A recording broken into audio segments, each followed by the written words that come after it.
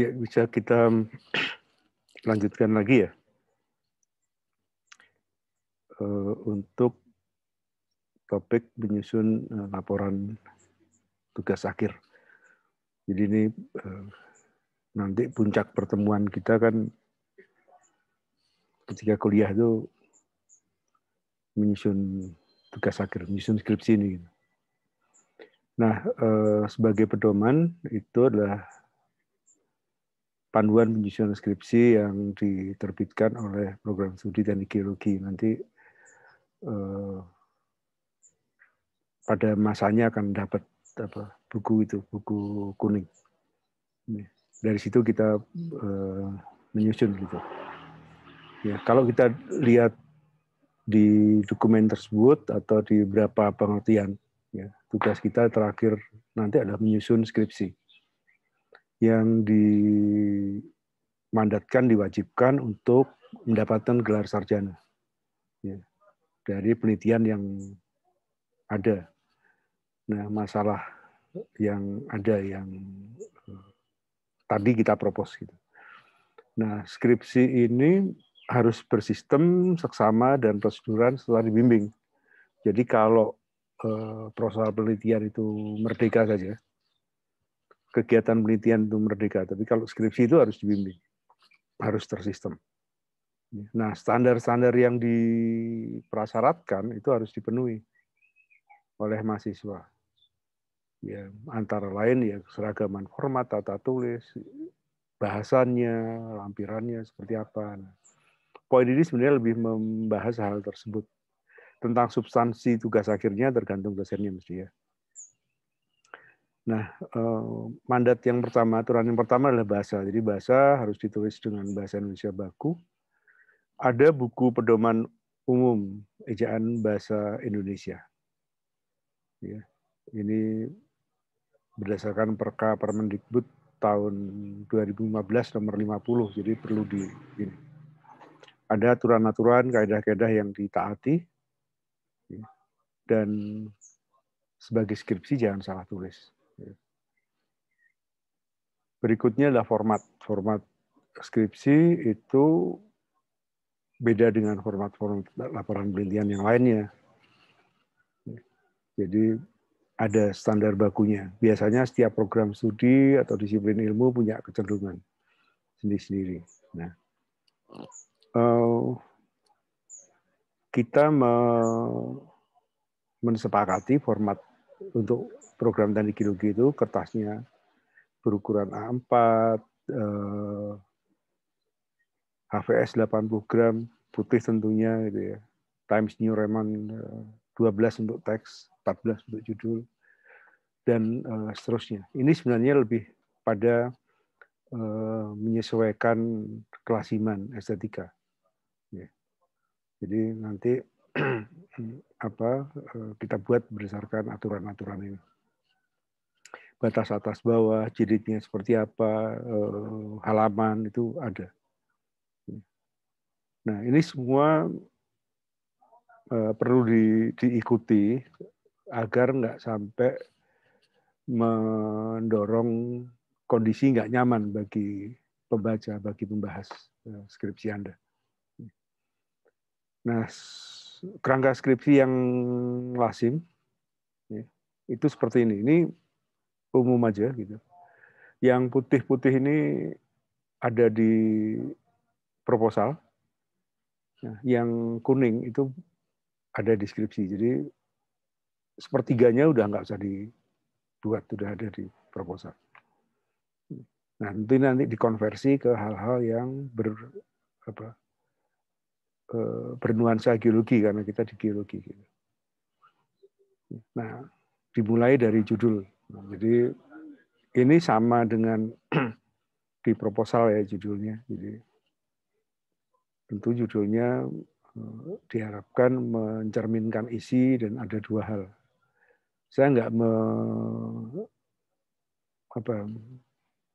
menilai judul contoh ini, tapi yang perlu diperhatikan justru formatnya ini yang benar yang mana sih itu, di atas nama atau di bawah nama logo UPN.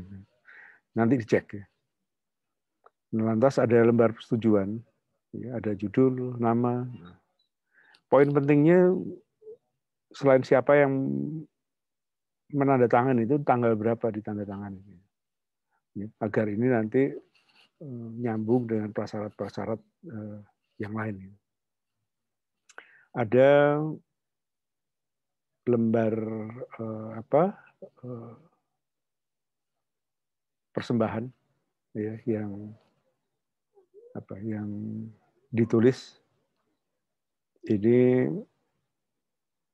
isinya merdeka aja, tapi biasanya menuliskan suasana hati gitu dan spirit semangat yang ada. Ya contohnya gambar di kanan itu bisa jadikan kalimat. Kalau nggak dapat mimpi ya nggak bisa melakukan karena angan-angannya dimulai dari situ. Berikutnya abstrak. Ya, abstrak itu berdiri sendiri. Paling penting ada dua tipikal. Jadi abstrak esensial dan ringkasan. Nah, diharapkan menulisnya abstrak esensial. Isinya kira-kira tentang latar belakang, tujuan, metode, hasil, dan kesimpulan. Poinnya itu pada hal itu. Poin-poin pentingnya. Nah, menarik sebenarnya abstrak ini karena menjadi salah satu alur proses orang menyenangi tulisan itu. Jadi seperti kita tahu bahwa kesan suka tidaknya itu dimulai dari judul. Kalau judulnya tertarik, orang akan buka lembar abstrak. Tertarik, orang akan buka lembar kesimpulan di paling belakang. Dia tertarik lagi, akan ke depan buka daftar isi, melihat poin-poin apa yang pengen diisi. Mau strukturnya, morfologinya, stratigrafinya, sejarah geologinya, dia buka. Ketika penilaian ujian jaranglah orang sempat membuka semuanya dengan teliti, jadi dicek begitu.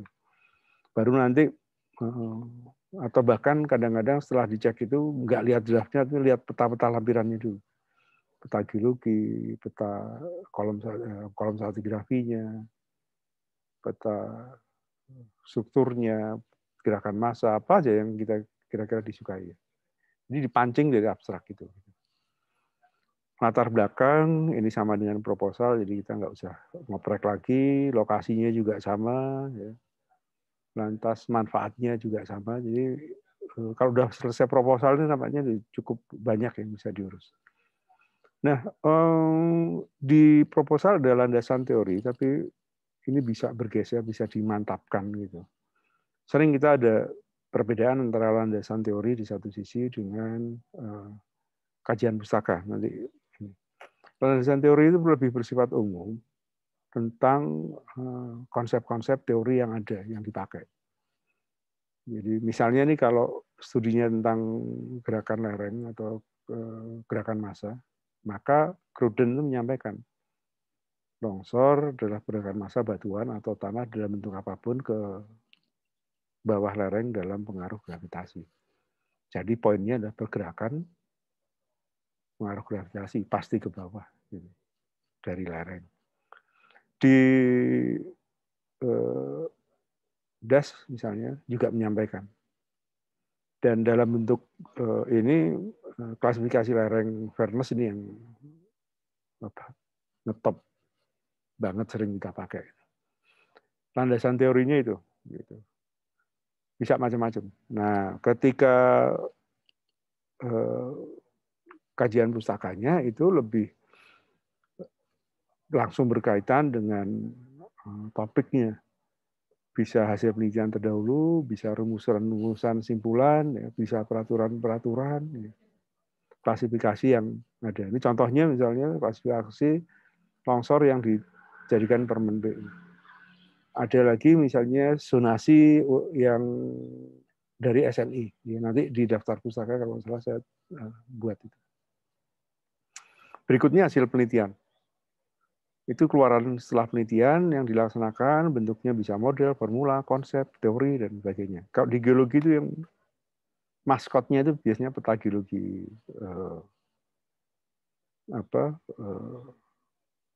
kolom stratigrafi gitu.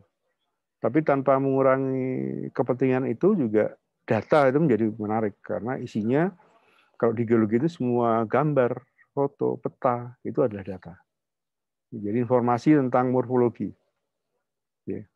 Pembagian morfologinya mana yang ini berdasar struktur atau stratigrafi atau di daerah penelitian itu seperti apa. Lantas data-data petrologi, stratigrafi, ya. Data singkapan, ya. Hubungan perlapisan, kedudukan perlapisan, deskripsi, foto. Ya. Ini kan nanti diikuti oleh bagaimana deskripsinya. Pengambilan gambar yang baik sebagai pembanding yang benar. Contohnya ini pembandingnya kompas geologi. Tentu itu lebih baik dibanding, atau janganlah, banding pembandingnya rokok. Misalnya. Termasuk juga posisi. Posisi memang ada tangan menunjukkan singkapan. Gitu. Dan sebaiknya memang nggak membelakangi. Mepet dengan singkapannya, jangan jauh. Jadi ini adalah dalam tanda petik ya kesepakatan agar ini bisa dibuat lebih baik. Gitu. Struktur geologi daerah penelitian dengan hasil kajiannya, dari gejala umumnya, singkapannya. Misalnya ini bicara tentang setelah dianalisis keluar menjadi besar geser kiri, misalnya. Jadi di bagian ini. Nah, bagaimana kita tampilkan hasil data pengukuran sebaiknya di lampiran. Ini sudah hasil analisisnya aja. Berikutnya daftar pustaka. Nah, semua bahan acuan yang digunakan dan dirujuk. Jadi jangan hanya buat pantas-pantasan aja. Disusun berdasarkan abjad. Nah, di dalamnya itu bisa hasil penelitian topik jenis atau konsep yang dipakai atau apa saja. Asal itu dirujuk, asal itu dipakai. Ya. Ini misalnya contoh-contoh yang bisa buku, ya, bisa kesepakatan, bisa maksudnya kebijakan, ya, bisa panduan, ya, yang kira-kira pantas itu, jangan panduan praktikum. Ya. Peraturan menteri bisa publikasi. Ya. Jadi kalau ini dipakai, ya, karena ini di awal ini ngobrolkan tentang gerakan massa ya, kira-kira referensinya sana. Nah, berikutnya lampiran-lampiran seperti tadi. Hasil strukturnya di sana. Tapi kalau lampirannya bicara tentang plottingnya, rosetnya, yaitu di lampiran aja. Deskripsi litologinya per lokasi pengamatan itu dilampirkan. Di lampiran aja. Ya kita bisa membuat simpulan-simpulan stratigrafinya itu dimasukkan ke dalam. Nah, semua pada dasarnya ya karena kembali dalam konteks laporan tugas akhir geologi yang dilaporkan itu adalah proses memulai dari perencanaan, membuat alur prosesnya, proposalnya, pengambilan data primer sekunder, bagaimana di lapangannya, mengorganisasikan data, atau mengakuisisi data, lantas melakukan analisis, dan menyajikan. Analisisnya lebih pada analisis data. Tidak terlalu riwah, dan nanti tentunya pilihan-pilihan studi kasus yang mau dipilih lebih dari geologi sifat umum, ya, kayak misalnya hubungan kematangan batu bara dengan struktur, misalnya hubungan keberadaan mineralisasi dengan struktur, pengaruh litologi stratigrafi terhadap mapanan atau ketidakstabilan lereng, itu bisa. Ini contoh-contoh yang perlu dilampirkan di stratigrafi, kolom stratigrafi. Dalam bentuk ringkasan bisa di buku. Nah, terakhir adalah glosarium. Istilah-istilah yang penting yang perlu dicantumkan. Kalau istilah definisi-definisi kayak litologi, itu udah nggak usah lah. Nah, tapi yang perlu penting itu dimasukkan. Ya. Nah, itu skripsi, misalnya laporan tugas akhir. Dan berikutnya adalah kalian harus mengkonversi ya, tugas akhir itu menjadi makalah ilmiah. Nah, wajibnya itu dipilih nanti yang baik setidaknya untuk jurnalnya geologi. Ya. Kalau lebih bagus lagi bisa di jurnal Fakultas Teknologi Mineral. Ya. Lebih bagus lagi ya silahkan di mana. Ada banyak kakak-kakak Anda yang istilahnya tembus masuk ke jurnal-jurnal yang lain. Secara sederhana sebenarnya mengkonversi dari hasil proses dan hasil penelitian yang ratusan halaman. Itu menjadi sekitar 10-20 halaman aja gitu. Karena itu perlu mengkonversi mana nih yang penting, mana yang tidak. Jadi kalau dibagi ada 3 kelompok aja. Kepala, tubuh, dan ekor dari paper ya.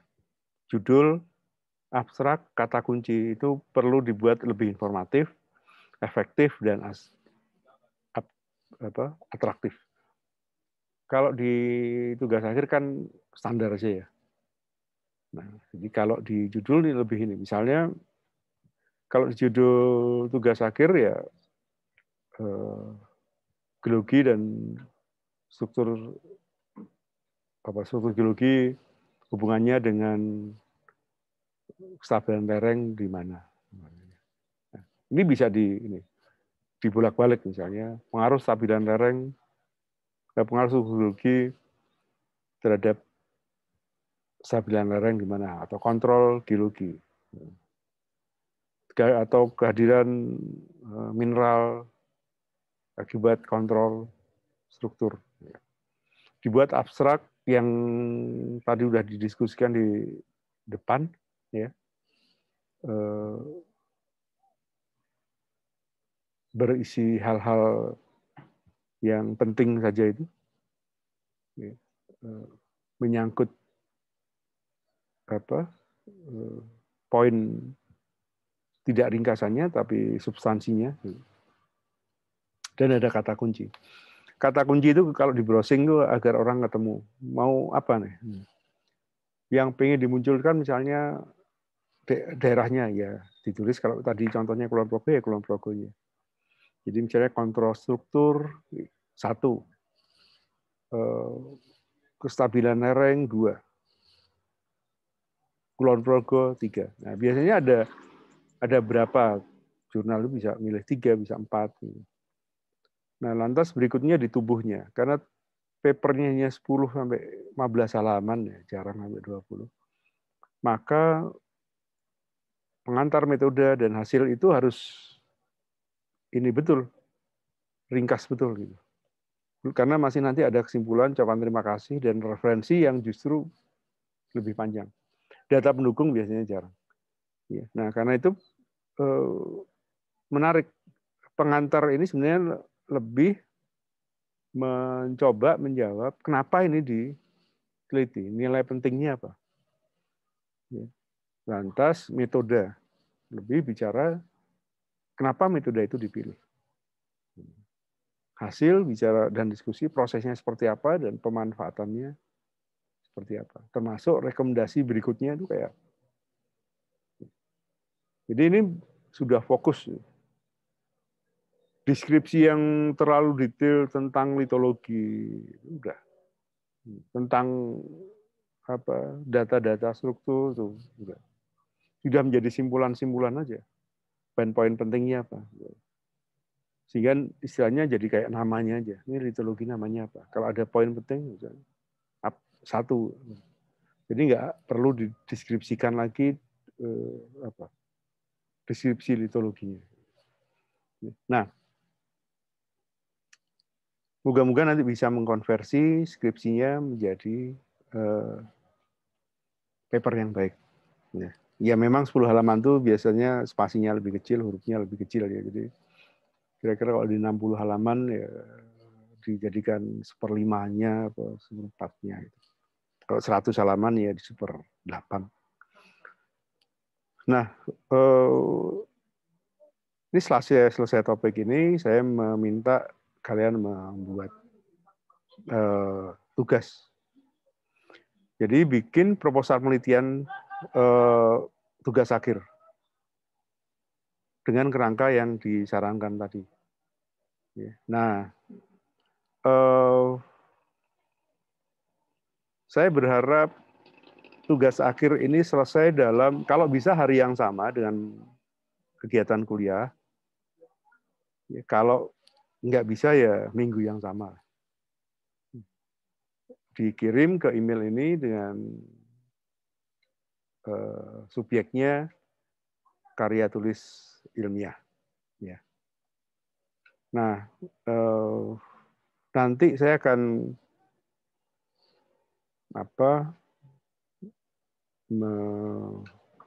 mungkin membuat grup untuk saya sendiri untuk tanya jawab. Jadi kalau ada yang mau tanya, mau jawab di grup WA terbatas saja. Silakan nanti linknya mungkin saya share di di materi berikutnya, ya, di diskusi berikutnya. Nah, demikian. Terima kasih atas perhatiannya. Kita cukupkan. Sampai ketemu di kesempatan berikutnya. Assalamualaikum warahmatullahi wabarakatuh.